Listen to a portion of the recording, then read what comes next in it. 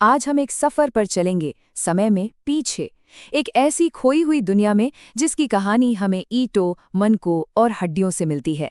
जी हाँ, हम बात कर रहे हैं हड़प्पा सभ्यता की। तो चलिए इसके रहस्यों को परत दर परत खोलते हैं। तो हर अच्छी जासूसी की कहानी की तरह हमारी ये खोज भी एक बहुत ही खास सुराग से शुरू होती है। ये देखिए, ये है एक हड़प्पन सील या मोहर। इसे सेलखड़ी नाम के एक नरम पत्थर से बनाया गया था और ये हड़प्पा सभ्यता की सबसे खास निशानियों में से एक मानी जाती है। क्यों? क्योंकि इस पर जानवरों की तस्वीरें हैं और साथ में एक ऐसी लिखावट, एक ऐसी स्क्रिप्ट है जिसे आज तक कोई भी पढ़ नहीं पाया है। और बस यहीं से हमारा सबसे बड़ा रहस्य शुरू हो जाता है। तो सवाल ये उठता है ना कि आखिर हम एक ऐसी पूरी की पूरी सभ्यता को समझें तो समझें कैसे, जब हम उनके लिखे एक शब्द को भी नहीं पढ़ सकते। इसका जवाब छिपा है आर्कियोलॉजिकल जासूसी में, जहां हर मिली हुई चीज अपने आप में एक सुराग बन जाती है।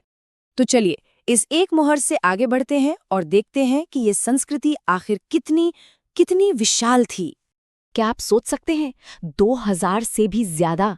जी हाँ, पूरे सब कॉन्टिनेंट में 2000 से ज्यादा हड़प्पन आर्कियोलॉजिकल साइट्स खोजी जा चुकी हैं। ये नंबर ही अपने आप में बताता है कि ये सभ्यता कितनी दूर दूर तक फैली हुई थी। और ये नक्शा देखिए, ये अफगानिस्तान से लेकर भारत तक फैले हुए मच्योर हड़प्पन साइट्स यानी इसके सबसे विकसित दौर के शहरों को दिखाता है।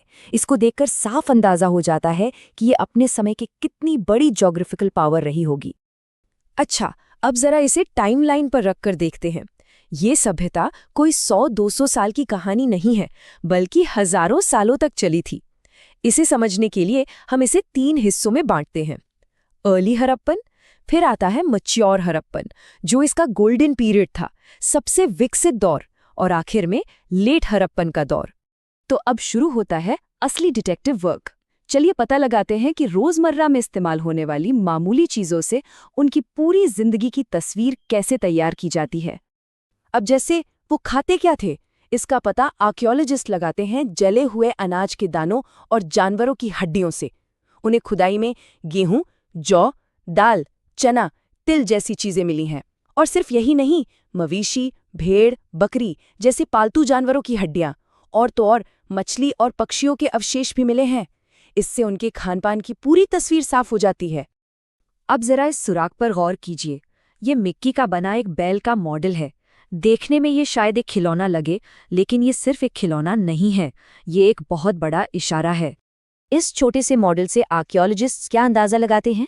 यही कि हड़प्पा के लोग बैल से वाकिफ थे, और सबसे जरूरी बात, वो शायद खेतों में हल चलाने के लिए बैलों का इस्तेमाल करते थे। देखा, एक छोटी सी चीज से कितनी बड़ी कहानी पता चलती है।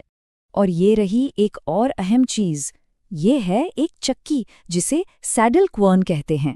ये एक मजबूत, दानेदार पत्थर से बनी है। जाहिर है इसका इस्तेमाल अनाज पीसने के लिए होता होगा। तो इससे हमें उनके खाना पकाने के तरीके के बारे में पता चलता है।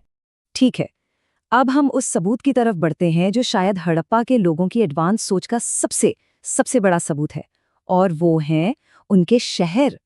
स्क्रीन पर जो लेआउट है वो मोहनजोदड़ो का है।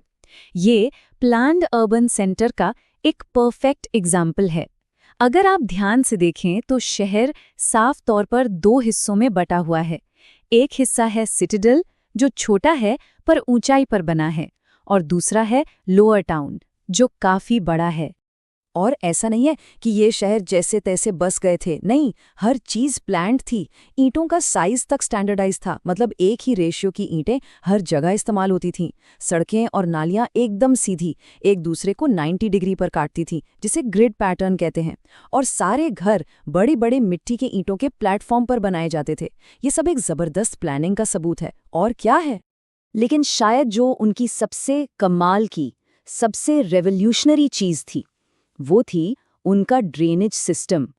ये जो तस्वीर है, ये मोहनजोदड़ो के एक मेन ड्रेनेज चैनल के अंदर की है। सोचिए, उस जमाने में ऐसी इंजीनियरिंग वाकई एक चमत्कार था।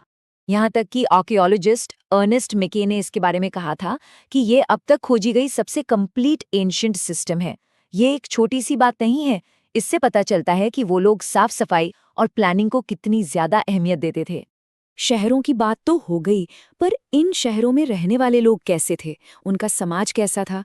चलिए अब इस गुत्थी को सुलझाने की कोशिश करते हैं।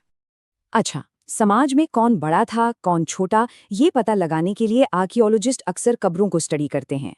ज्यादातर कब्रों में मृतकों को गड्ढों में कुछ मिट्टी के बर्तनों और गहनों के साथ दफनाया गया है। लेकिन कुछ कब्रें ऐसी भी मिली हैं जिनमें बाकायदा ईंटों की लाइनिंग की गई थी। तो हो सकता है ये किसी ऊंचे सोशल स्टेटस वाले इंसान की कब्र हो। इसका एक और सुराग मिलता है चीजों से। एक तरफ है रोजमर्रा के इस्तेमाल की चीजें, जैसे ये पत्थर की चक्की, और दूसरी तरफ है कीमती चीजें, जैसे कि ये सेमी प्रेशियस स्टोन्स और दूसरी दुर्लभ चीजों से बने ये मनके। इन लग्जरी चीजों का मिलना ही इस बात का इशारा करता है कि समाज में शायद अमीर गरीब का या हैसियत का फर्क रहा होगा।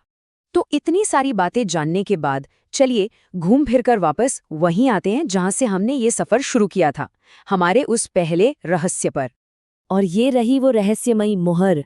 सोचिए, हमने उनके खाने पीने, उनकी खेती, उनके शानदार शहरों और उनके समाज के बारे में इतना कुछ जान लिया, और ये सब कुछ बिना उनकी लिखावट का एक अक्षर पढ़े। है ना कमाल की बात? तो आखिर में हम बस इसी सवाल पर आखिर रुक जाते हैं। इस अनजान लिपि में और न जाने कितने राज दफन हैं।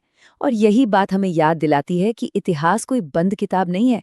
ये तो एक लगातार चलने वाली जांच है,